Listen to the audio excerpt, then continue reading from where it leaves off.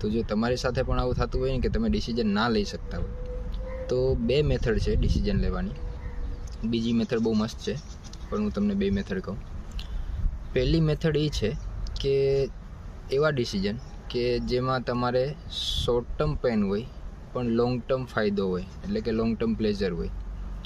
દાખલા તરીકે કે તમને અત્યારે રાતે ઉઠીને આઈસ્ક્રીમ કે ગુલ્ફી કે સોડા પીવાની ઈચ્છા થઈ હોય ને તમે દુકાન ઉપર ગયા હોય, તો તમને ત્યારે તો મજા આવશે, પણ લોંગ ટર્મ તમારી હેલ્થ માટે એ સારું નથી, તમને પણ ખબર છે. એટલે એ એવી વસ્તુ છે કે જે શોર્ટ ટર્મ પ્લેઝર આપે પણ લોંગ ટર્મ પેઇન છે. એટલે તમારે એ રીતના ડિસિઝન લેવાના કે શોર્ટ ટર્મ પેન હોય પણ લોંગ ટર્મ એ પ્લેઝર અથવા તો ફાયદો આપતું હોય. અને બીજી મેથડ એ છે કે તમને કયા ડિસિઝનમાં પસ્તાવો ઓછો થશે જીવનમાં. આ બહુ ઇમ્પોર્ટન્ટ વસ્તુ છે કે તમારે 10 વર્ષ 20 વર્ષ કે 30 વર્ષ પછી પણ તમને એ ડિસિઝન પર પસ્તાવો ના થવો